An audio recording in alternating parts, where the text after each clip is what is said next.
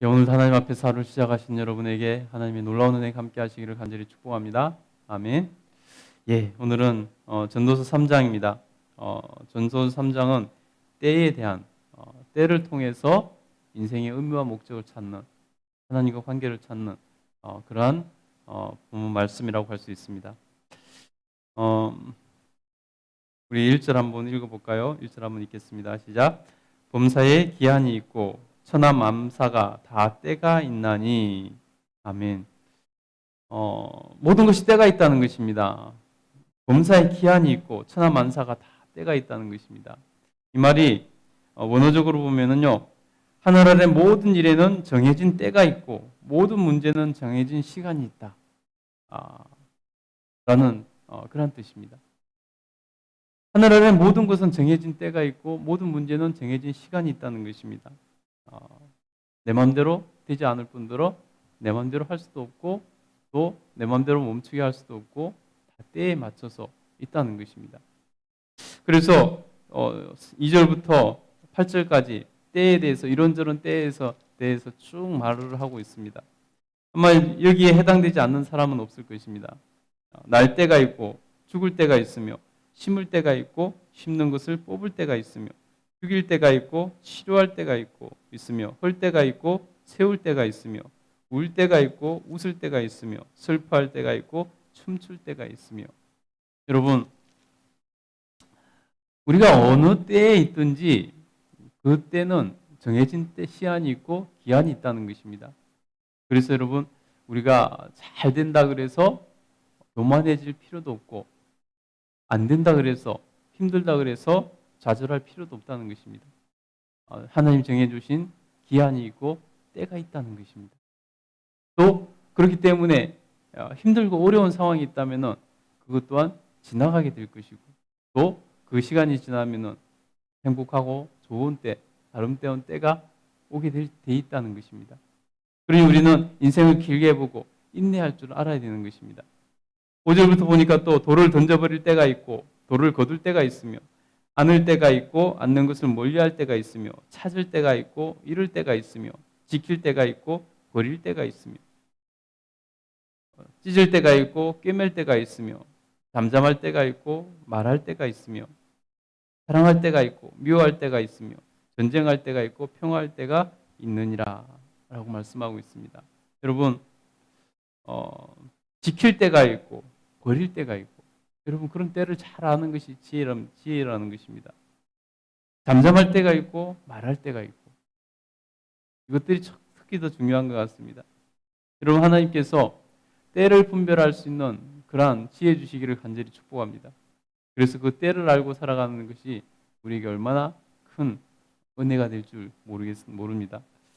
여러분, 그래서 하나님 앞에서 그 때를 분별할 수 있는 그러한 지혜를 달라고 기도하시는 여러분 되시기를 다시 한번 간절히 축복합니다. 9절부터 우리 11절까지 한번 읽어보겠습니다. 읽겠습니다. 시작. 일하는 자가 그의 수고로 말미암아 무슨 이익이 있으랴.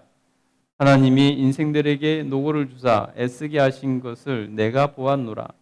하나님이 모든 것을 지으시되 때를 따라 아름답게 하셨고 또 사람들에게 영혼을 사모하는 마음을 주셨느니라. 그러나 하나님이 사시는 일의 시종을 사람으로는 측량할 수 없게 하셨도다. 아멘. 오늘 전도자가 인생 질문 아닙니까? 전도자가 가지고 있는 인생 질문. 수고가 무슨 이익이 될 것인가? 인생의 수고가 무슨 이익이 될 것인가? 이것이 전도자의 가지고 있는 인생 질문 중에 하나라는 것입니다. 인생의 삶의 의미를 찾아가는 데 있어서 내가 오늘 하는 수고가 내가 정말로 내 삶의 내 인생의 의미에 가치에 어떤 의미가 있는가, 이익이 있는가 하는 그러한 궁극적인 질문을 다시 한번 전도자가 합니다. 그러면서 이것은 여러분 인생의 한계, 인생이 가지고 있는 사람이 가지고 있는 그 한계성 그것을 암시하기도 하죠. 여러분 1절부터 8절까지 때에 대해서 쭉 나열을 했습니다. 그 때를 어떻게 해석해야 될 것인가? 그 수고가 무슨 이익이 있는가? 그 해석하는 하나의 관점이라는 것입니다. 하나의 포인트라는 것입니다. 그것으로 1절부터 8절까지 말씀을 우리가 해석해 볼 수 있어야 되는 것입니다. 10절부터 11절에 보시면요. 그래서 하나님이 인생들에게 노고를 주사 애쓰게 하신 것을 내가 보았느니, 다시 말해서 이 땅에 살아가면서 사람들이 수고를 많이 하고 또 노고를 많이 당하고 때로는 그래서 고통스러운 시간을 보낼 때가 있다는 것입니다.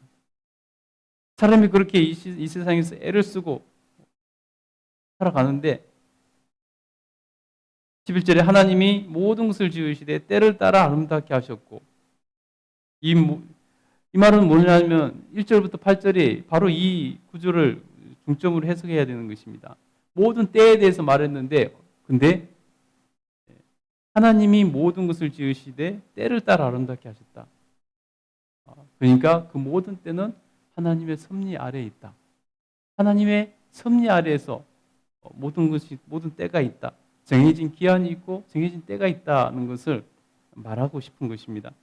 그래서 하나님의 섭리, 하나님의 통치 안에 있기 때문에 사람의 의지대로 할 수 있는 것이 아니다. 사람의 의지대로 되지 않는다라는 것을 말하고 있는 것이죠. 그래서 하나님이 하시는 일의 시종을 사람으로는 측량할 수 없게 하셨도다. 사람이 영혼을 사모하지만은 하나님의 하시는 일을, 그 일을 알 수가 없다는 것입니다. 우리 인간의 한계성을 다시 한번 말을 하고 있는 것이죠. 여러분, 우리는 그것을 인정해야 하나님의 때에 맞는 삶을 살 수 있습니다. 우리의 한계를 인정해야 하나님의 섭리 아래에 있는 때를 깨닫고 때에 맞는 삶을 살 수 있게 된다는 것입니다.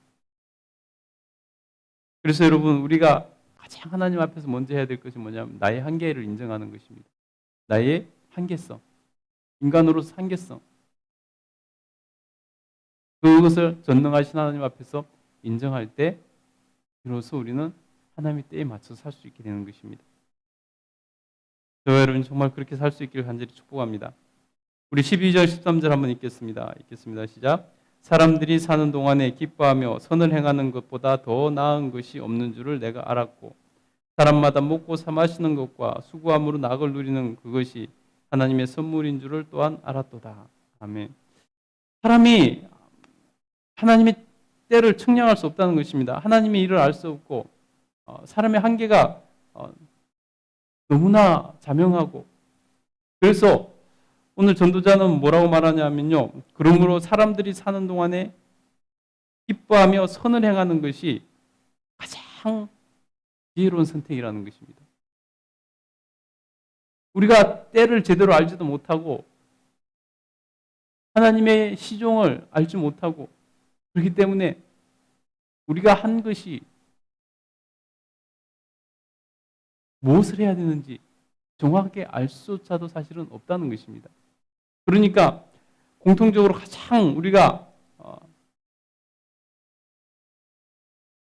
하나님 앞에서 덕을 세우고 하나님 앞에서 칭찬받을 수 있는 그것이 뭐냐면 바로 선을 행하며 기뻐하면서 선을 행하는 것, 기뻐하면서 선을 행하는 것, 이것만큼 확실한 것은 없다는 것입니다. 이것이 그래서 가장 좋다는 것입니다.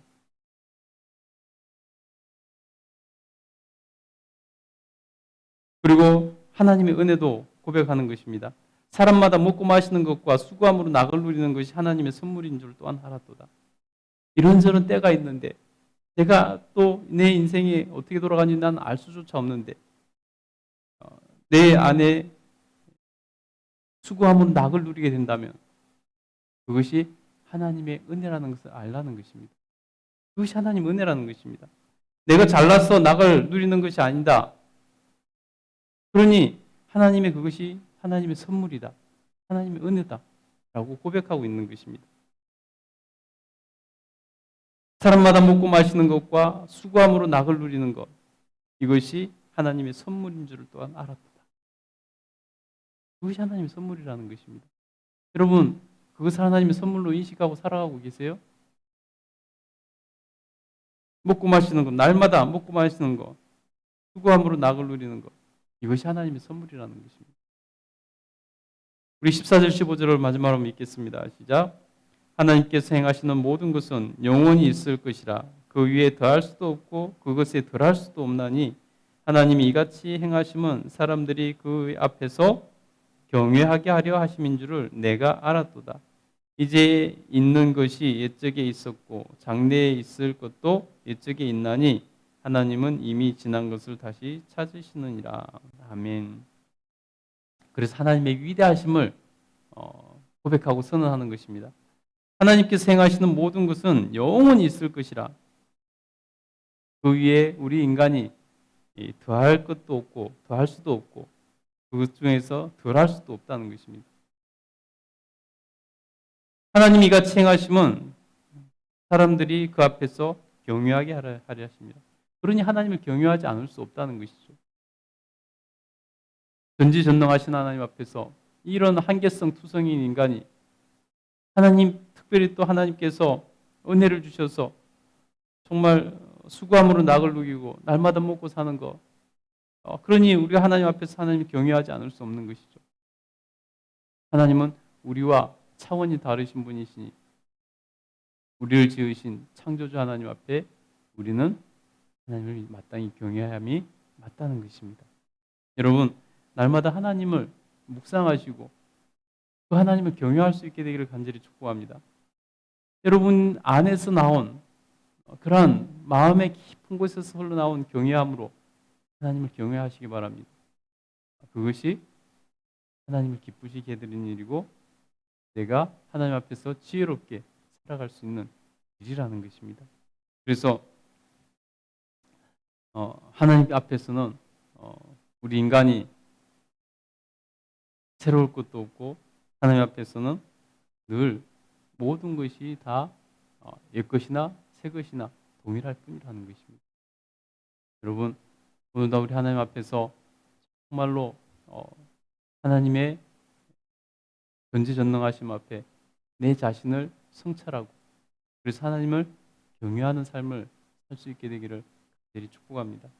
오늘 시인이 깨달은 것을 깨닫고 정말 때의 관점에서 인생의 의미가 어떻게 찾을 수 있을까? 하나님 없이는 우리는 인생의 의미를 찾을 수 없다는 것을 다시 한번 깨닫고 하나님 앞에 더 가까이 나갈 수 있는 저와 여러분 되기를 간절히 소원합니다. 기도하겠습니다.